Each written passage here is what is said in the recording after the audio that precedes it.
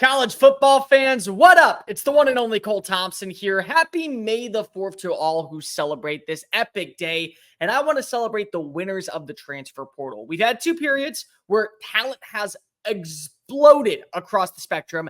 And now we have a good understanding about where everyone ranks heading into 2024. And some of these teams absolutely crushed it in landing premier players going into a pivotal year where the college football playoff is expanding to 12 teams. I figured today, let's go ahead and talk about the top winners of the portal period. But before anything else, welcome on into the channel. If you haven't already, hit the subscribe button down below and leave a comment. Who do you think is the number one winner of the transfer portal period? Make sure that you're subscribed and tell your friends, your family, your mortal enemies, best of bros, college football aficionados, and every conference out there about this channel, because we're not only trying to become the number one YouTube show talking about our favorite sport, but we're here to be the number one college football community on YouTube. That is the ultimate end goal and everything. Make sure you're following me on social media, TikTok, Facebook, Instagram, Twitter, at Mr. Cole Thompson. Leave a comment telling me your thoughts on which team you want to see more from in the transfer portal period. And if you want a video done as a one-off on a question you have,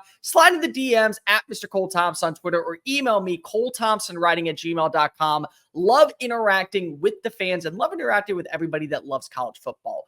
Top transfer portal winners. There's a ton of names, and there should be. You saw over 3,000 players in a span of 6 months on and off enter, leave, come back in the portal. There is reason to believe that there are multiple winners that are going to overtake college football this season. And I see out of handful. Now, there's some that maybe are a little bit higher than others. Some really impressed me on the last day of the portal period. And there's still some names out there that could be in the running for other locations. So let's not waste any time. Miami. I didn't have them as a portal winner to begin the year. I really didn't. I didn't think that after the first wave, you were going to feel confident in this Hurricanes team taking that next jump. And I believed that Miami was going to be the breakout team of 2024. I've been saying it for 2 years now. But in the last 4 days, they have been absolutely on fire. Mario Cristobal is cashing in all of the favors he's needed in Coral Gables to land premier talent, because it's one thing to get a guy like a Damian Martinez. In my opinion, the best running back in the transfer portal, either side, either spectrum, either period. It's a physical downhill runner with some elusiveness that can create separation in the middle of the field and add a second wind to your offense. But then you go get Sam Brown from Houston. Sam Brown already has an understanding about what you're going to need to work in an offense led by Shannon Dawson, because he was recruited from West Virginia to Houston by the man himself. So you already have a good understanding. He's played the number 2 role for a while now, both at Morgantown and in Houston. He gets to be that guy opposite of Xavier Renfro. They also went and they added in some players on the defense side of the football. Jalen Alderman, the leading tackler last season at Louisville, over 80 stops, pretty good in coverage, is a thumper downhill. This is your enforcer, and this is going to bring you some old school style mentality when talking about the Hurricanes. And then last night, they were able to go ahead and secure the likings of Simeon Barrow Jr. out of Michigan State, one of the best interior defensive linemen over the last 2 years in the Big Ten. He's a big-time get for the big-time players in the ACC. I'm excited to talk about this Miami team throughout the regular season. I'm excited to talk about them throughout the summer, because I do believe Miami is now in place to make that jump. We've seen this time and time again. I've compared Miami to Texas. They should have been exactly where Texas was last year in 2022. So you think about that. Both teams went 5-7 with first-year coaches. Then they both should have been 8-5, because you just take a knee, you win the football game. You don't even have to worry about Georgia Tech coming back. It's the dumbest thing ever humanly possible. But you're 8-5.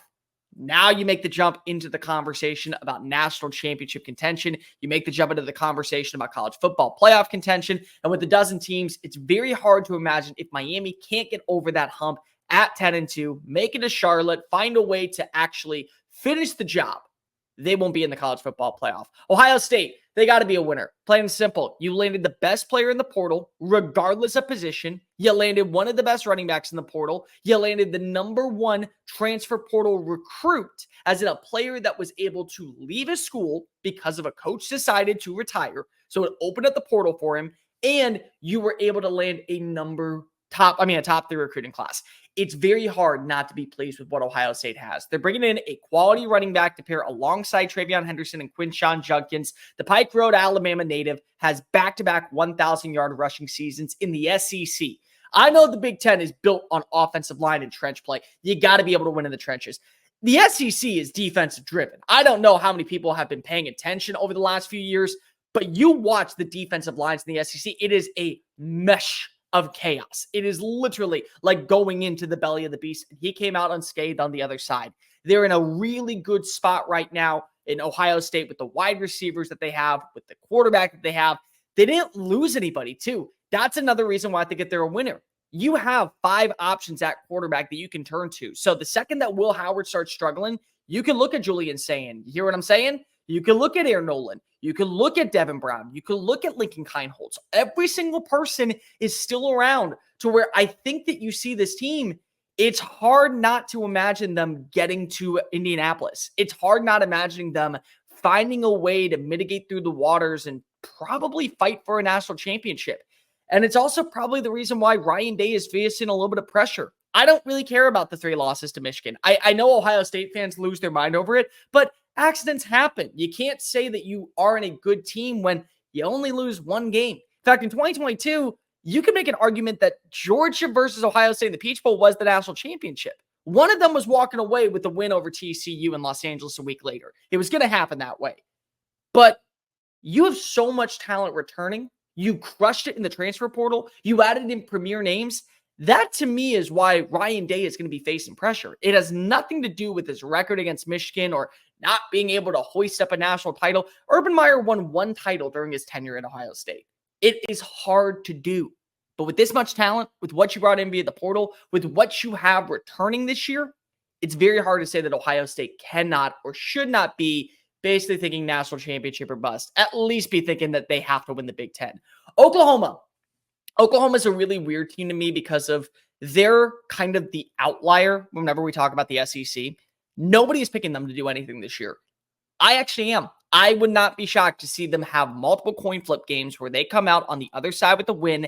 And here we are talking about them going into a matchup against Alabama, and this could be for a spot in Atlanta. It really could. I believe in this offense. I love the addition of Deion Burks. I didn't know what to expect of Deion Burks because if you watch him last year, he was a good player at Purdue, but was he ever elite? Was he ever going to get to that David Bell level? Was he ever going to get to be a complementary piece opposite of Nick Anderson? Did you feel like you were going to have a passing attack that would be able to expand past this level? I think so. I think you did a really nice job, and I think that Burks showed you in that spring game, yeah, I got a second win to me. Go ahead and watch out. West Lafayette was only a pit stop on my way to potentially the NFL, and I'm going to be a household name in the SEC in the not-so-distant future. They also added in Demonic Williams yesterday or on Thursday from TCU. This is a really good run-stuffing defensive tackle. He's going to come in right away and be in a physical force on a defense that's returning 68% of its production. They also didn't lose Peyton Bowen. They also bring back Billy Bowman. They also bring back multiple starters from the defense, including their linebacker and Danny Stuntman. They also, I thought, did a really nice job of kind of rebuilding the offensive line. Yeah, there's question marks there, but I have a sense of optimism for what was able to be retained. I like this Oklahoma team. I think that they can actually end up impressing some people very early on in the season. And then we get to midpoint of the year after the Red River Showdown. Maybe we're talking about Oklahoma in a different light. I think that they did enough in the portal to where you feel confident in this team making that next jump. Oregon still is a player. Like, there are still multiple players out there right now that are finalizing their little tidbits, trying to figure out what else is needed to be added. And I think that they're going to add in some more names. But so far, when you look at the names that have already been brought in, it's very hard not to be overzealous. Jabbar Muhammad, a number 1 cornerback that you know is going to be a plug-and-play addition to your defense. Derek Harmon, Friday night, commits from Michigan State, comes on over. That's your new big defensive tackle up the middle. Cam Alexander, really good cornerback at UTSA, has a relationship with Will Stein. Even though he's going to be on the defensive side of the football, this is a guy that can, I think, be a plug-and-play addition opposite of what you lost in Kyrie Jackson. Speaking of wide receivers, Evan Stewart. We're going to find out pretty quickly. Was Stewart the problem in College Station, or was College Station just not a good fit? Texas A&M has had multiple standout pass catchers never hit their volume because of what's happened with their roles in the offense. Does this offense, a more explosive playmaking style that just saw Troy Franklin and Tez Johnson have multiple 1,000-yard seasons, can this be a team that takes that next height? Can Stewart be that number 2 opposite of Johnson? And then a year from now, if he does stay in Eugene, take over as that number 1? I think so. I think there's a lot of positivity. And then you got the quarterback. You got 2.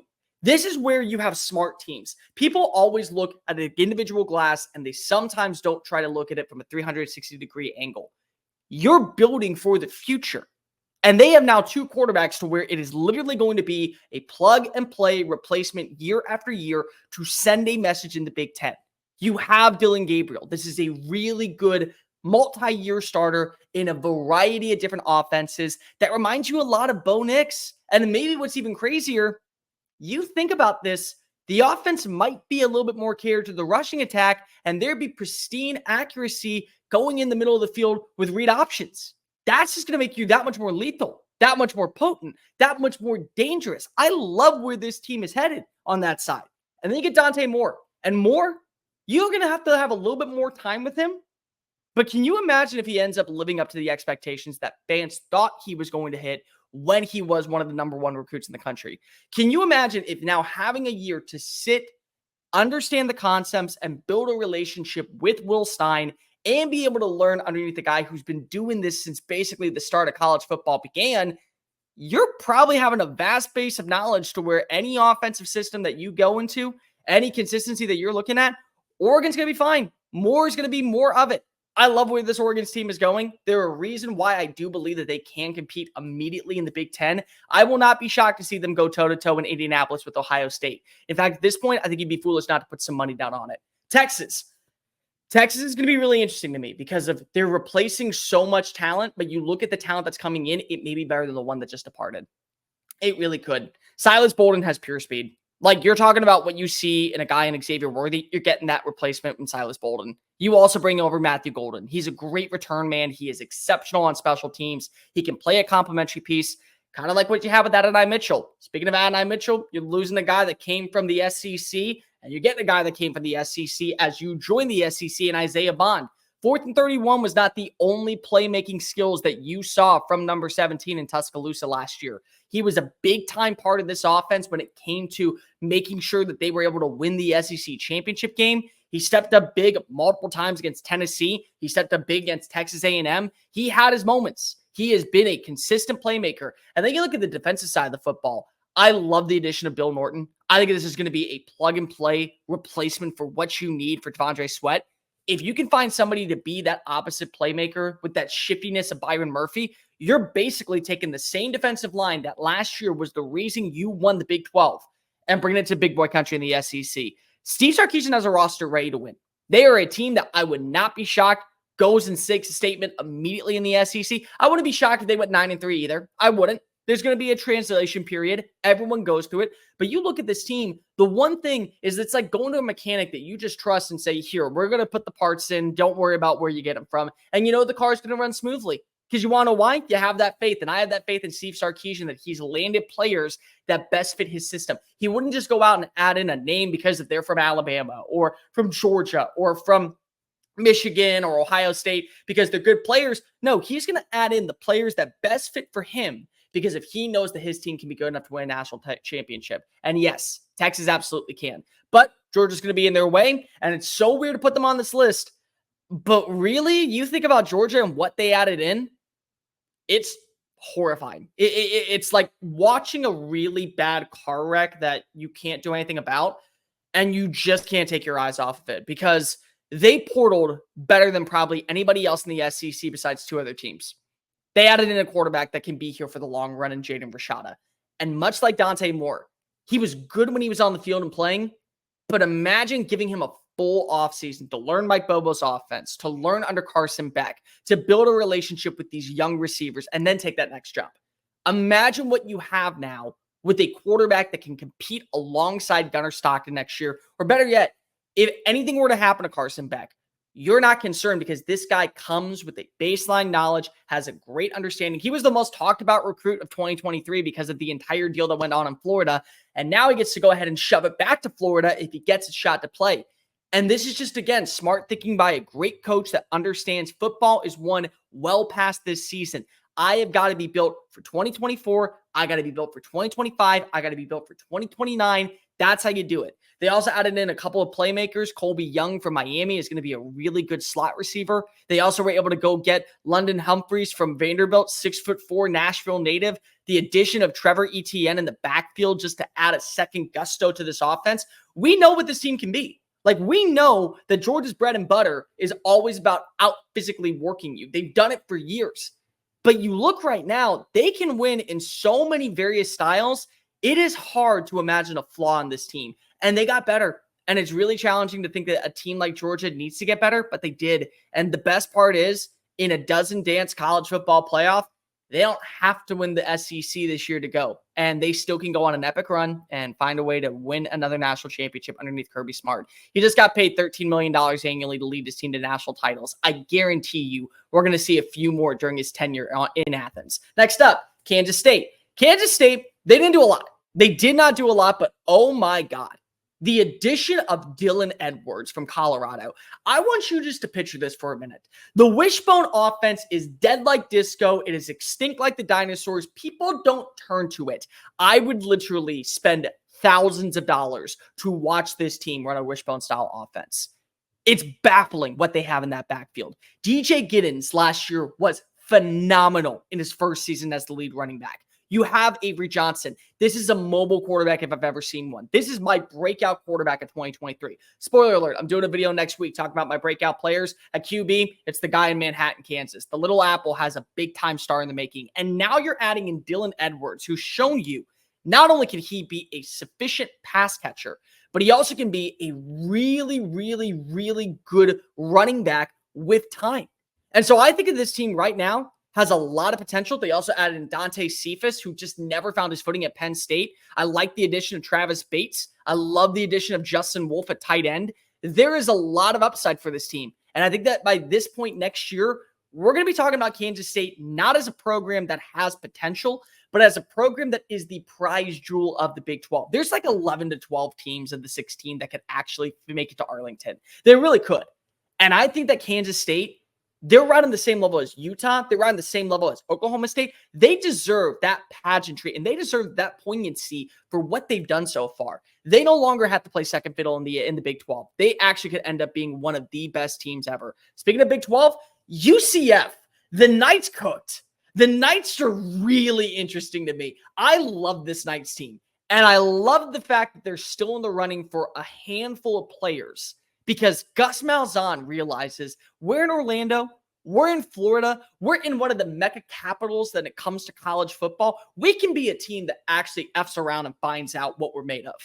They're really well put together. And it's not just KJ Jefferson. They were able to go ahead and add in several names over the last few days, including Penny Boone, the running back out of Toledo, who spent like a half minute in Louisville.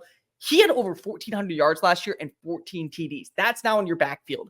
You also were able to go ahead and add in Jacoby Jones out of Ohio. This is a veteran wide receiver that only elevates your passing attack. He's a great route runner. He's got good size. He's everything that you want in a complementary piece. Not to mention, they also were able to go get Ja'Cory Brown out of Miami. This is a quarterback that I think is going to be here for the long haul. It's a plug-and-play replacement for Jefferson next year. They also added in Cedric Hawkins from Ohio State. That's a guy that comes from a Jim Knowles defense. And the one thing that we know about Jim Knowles' defense, he loves his secondary players. He loves his safeties. That's a plug-and-play starter. You also added in Traquan Fagans, the cornerback out of USC. He was a bright spot. Nigel Kelly out of Miami. You also were able to go get Jack Bernstein. I think you got a lot of good. Keegan Smith, the offensive lineman for Central Michigan.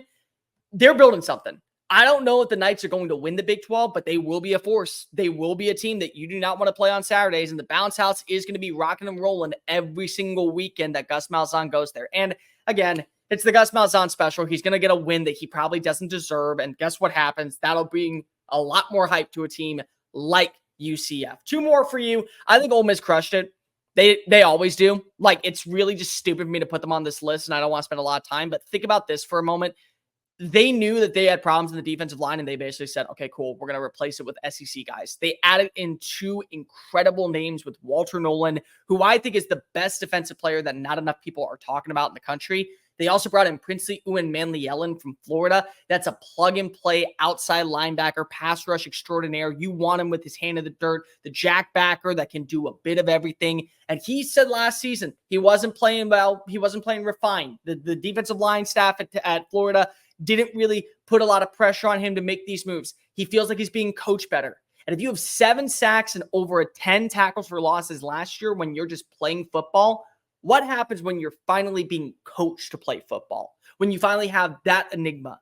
They also added in Juice Wells. I think a really good number 3 receiver, can be a number 2, can be a number 1. And that's added in with Trey Harris, with Jordan Watkins, with Caden Prieskorn. They brought back Henry Parrish Jr. Having that relationship with Kevin Smith does wonders. We saw what Parrish could be as a number 1 back, and they can be a running back by committee, and that's totally cool. They have weapons, they have dudes, they have studs. They can do a bit of everything. This is a really nice fit.